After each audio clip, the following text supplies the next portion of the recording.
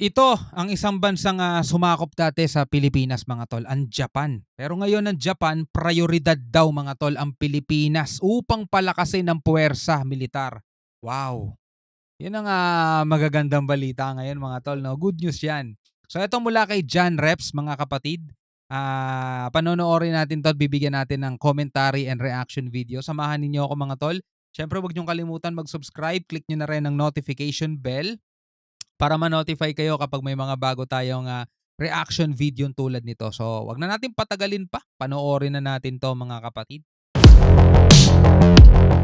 Ang Japan ay naghahanda sa isang maritime security support plan para sa 4 na bansang ASEAN, kabilang dito ang Pilipinas, upang magbigay ng mga radar, drone at patrol boat upang Wow. palakasin ang seguridad ng Pilipinas sa West Philippine Sea. Wow. Alamin ang buong detalye mamaya. Wow. At dahil sa nangunguna ang Pilipinas na may matinding traffic sa buong mundo, isang German company ang nakipagnegosasyon sa Pilipinas upang dalhin sa bansa ang makabagong flying cars. Kaya't para malaman ang buong detalye ay tumutok at makinig na mabuti.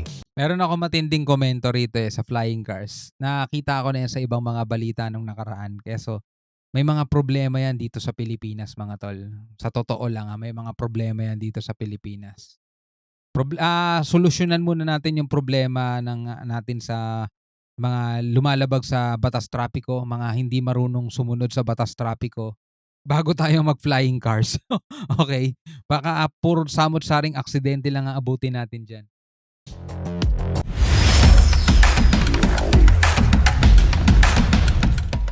Traffic is real sa Metro Manila. Hindi lang Pinoy na mga motorista ang nakakapansin yan, kundi pati na rin ang ibang mga bansa. Sa katunayan, base sa inilabas na pag-aaral ng TomTom, isang Dutch multinational company na nagbibigay ng data at traffic navigation, nangunguna ang Metro Manila sa lahat ng traffic areas na may pinakamalala o worst traffic congestion sa buong mundo. Sumunod naman sa Metro Manila ay ang Lima sa Peru, Bengaluru sa India, Sapporo sa Japan at Bogota sa Colombia. Kaya Okay. naman ang So eto mga kapatid, bago natin ipagpatuloy ito 'no, ilan sa mga, dahilan kung bakit, matindi ang traffic natin dito. Kasi wala tayong regulasyon 'no, na maayos pagdating sa pagkuha ng sasakyan 'no. Basta makabenta lang yung mga may, ng sasakyan. Dapat una diyan chine-check, ikaw ba may parking, 'di ba? Chine-check 'yan, dapat ikaw ba may parking. Kapag wala kang parking, dapat wala kang sasakyan mga tol. Kasi isa sa mga nagpapasikip ng kalsada mga tol, yung mga nakahambalang sasakyan sa kalsada mga tol, number 1 yan. Sa mga national road naman, o di wala ngang regulation sa pagbebenta ng sasakyan So bili ng sasakyan. Napakaliliit nung kalsada natin, napakaraming sasakyan. So number 1 yan, no? Yung walang regulation sa pagbebenta ng sasakyan. Pangalawa mga tol, yung tinatawag nating manner. Yung tinatawag nating attitude o yung pag-uugali mga tol. No, wala tayong disiplina, no, pagdating sa pagda-drive, 'di ba? Kasi sa ibang bansa mga tol, alam nyo ba, maayos yung driving nila. Marunong sila sumunod sa batas trapiko. Tayo mga tol hindi ganoon talaga kagaling sumunod sa batas trapiko mga Pilipino. Hindi naman lahat hindi man lahat. Pero ang daming mga sumisingit, ang daming nagka-counterflow, 'di ba? Ang daming hindi marunong sumunod sa batas trapiko na bigla na lang lilipat ng kabilang lane kahit na alam mo namang bawal bawal ka lumipat kasi double line, yung mga gano'n mga tol. Tapos nadagdagan pa ngayon ng isa sa mga pinoproblema ngayon ng bawat siyudad, yung mga naka-e-trike, yung mga naka-e-bike na talagang as in, hindi nila alam ang batas trapiko kahit na stoplight na tuloy-tuloy pa rin ang arangkada kaya nagkakaroon tuloy ng aksidente. Tapos nasa gitna ng kalsada kahit na dapat nasa gilid lang sila mga tol. Napakagagaling pa sumingit. So yan ang isa sa mga problema rin natin mga tol. At napakarami pa maliban dyan, no? Kaya talagang sobra-sobra ang traffic dito sa atin mga tol. No? So tuloy natin.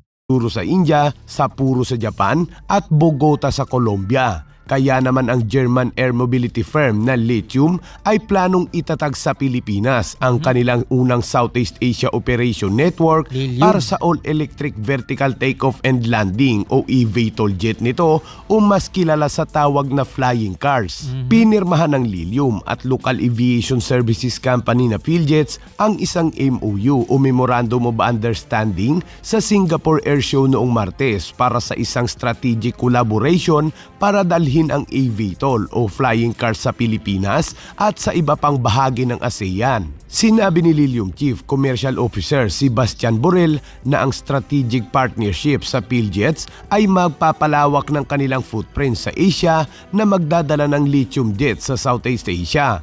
Ang Pilipinas ay angkop para sa flying cars na epektibong ikonekta ang libo-libong isla sa pamamagitan ng sustainable high-speed air mobility. Sa ilalim ng Parang ano lang din yan eh. Parang helicopter lang din yan eh, di ba? Parang helicopter lang din ang itsura niya, mga tol. Pero dito, kung magkakaroon ng ganyan dito sa Pilipinas, mga tol, dapat hindi siya available sa public. Ibig sabihin, hindi pwedeng bumili yung kahit na sino man. Dapat ang magiging piloto niyan o yung magpapatakbo niyan talagang may karanasan o nag-aral no sa pagpapalipad ng mga sasakyan, ng eroplano, ng helicopter, mga tol.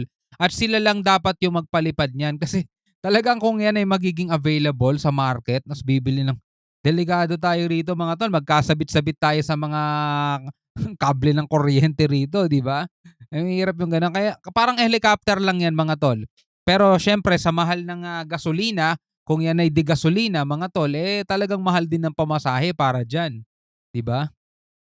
MOU, kukuha ang PhilJets ng paunang 10 flying cars. Makikipagtulungan ang Lilium sa misyon na baguhin ang mobility ng Pilipinas sa mga flying cars sa lumalagong ekonomiya, heograpiya at mahalagang industriya ng turismo. Ang Pilipinas ay isang mahusay na tugma sa mga kakayahan ng Lilium Jets, sinabi ni PhilJets Chairman Terry Tia. Ang innovation sa aviation ay nakakuha ng traksyon sa mga regulators, urban planners at industry leaders na mga pangdaigdigang ekonomiya. Ang pagbibigay ng mahusay na koneksyon sa mga customer habang ang pagbabawas ng carbon sa emission ay isang pangunahing focus para sa mga air transport operator tulad ng PhilJets. Ang nasabing flying cars ay kaya umanong magsakay ng hanggang sa 6 na pasahero. Okay.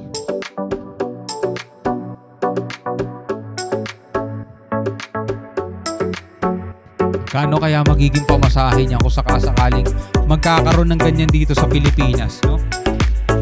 Sakaling dumating na ang mga flying cars na ito sa bansa, ito na kaya ang sagot, mga kabayan, sa lumalalang traffic sa Metro Manila? Safe nga ba ito? At magkano naman kaya ang pamasahe? Yun. Kasi ito, mga tol, ito mga flying cars na to, magagamit yan kung halimbawa talaga medyo malayo ang biyahe mo, tas kailangan mo ng mabilisan, hindi ka nadadaan ng traffic. Okay na okay yan, mga tol. Pero kung Makati to Cubao ka lang naman, hindi mo na kailangan yan, di ba? So, kung meron man, talagang medyo magiging, tansya ko lang magiging mahal ang pamasahe siguro.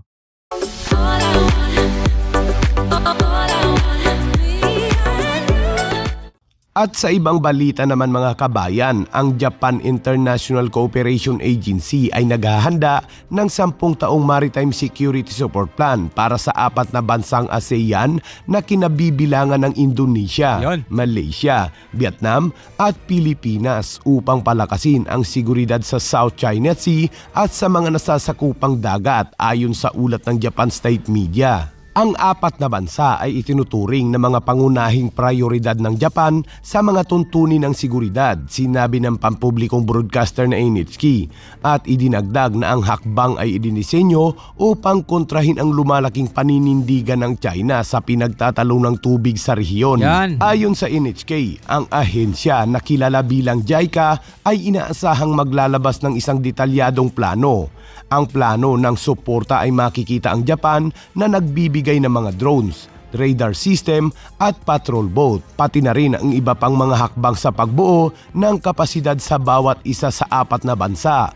Ang mga opisyal at espesyalistang Hapon ay nagsagawa na ng mga pag-aaral at on-site na survey noong nakarang buwan sa Indonesia at Pilipinas at sila ay naka-schedule para sa Abril sa Malaysia at Vietnam naman. Isang delegasyon ng JICA sa pangunguna ni Director General Hiro Tanaka ang bumisita sa Maynila noong Enero upang Nice. tukuyin ang mga proyekto ng kooperasyong pangsiguridad sa dagat ng bansa. Sa pagbisita naman ni Japanese Prime Minister Fumio Kishida sa Pilipinas noong Nobyembre ng nakaraang taon, nilagdaan ng Maynila at Tokyo ang isang kasunduan sa pagbibigay ng Japan ng coastal surveillance radar sa Pilipinas na nagkakahalaga ng 600 million yen o 4 million US dollars. Wow. Ang Japan ay patuloy na namumuhunan sa pagtulong sa pagbuo ng mga kapasidad sa mga bansa sa Timog Silangang Asya sa pamamagitan ng pagbigay ng mga sasakyang pangdagat, kakayahan at pagsasanay. Asahan ang higit pa sa hinaharap dahil ang diskarte sa pagtatanggol sa sarili na nakatuon sa pagtatanggol ng Japan at nakatuon sa alyansa ng US-Japan, nangangahulugan na sa palagay ng Japan ay mas mahusay na pahusayin ang mga kakayahan ng bawat estado sa Southeast Asia ng paisa-isa upang magkaroon ng mas malakas na posisyon sa karagatan. Salamat, Japan. Maraming salamat sa iyong tulong. Ito pagdating talaga sa technology mga tol, wala tayong maitatanggi. Isa talaga ang Japan sa may pinakamahusay na teknolohiya at talagang subok, matatag at matibay mga tol. Kaya pagdating sa mga sasakyan, di ba? Talagang kapag made in Japan yan, ay wala ka ng tanong-tanong dyan. Kahit hindi lang sasakyan no? Sa mga gadgets, sa mga appliances, sa mga bahay, di ba? Talagang iba ang kalidad ng Japan.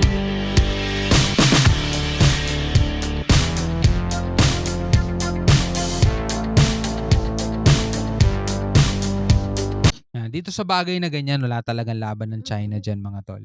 No? Ikaw bilang isang Pilipino, ano masasabi mo dito sa mga video na panood natin? Maraming salamat sa iyong panonood mga kapatid. Pwede kang mag-comment sa ibaba. Pwede mong i-share ang iyong opinion, ang iyong saloobin. Alright, so hanggang sa muli, ako nga pala si Shobaldi. Peace out.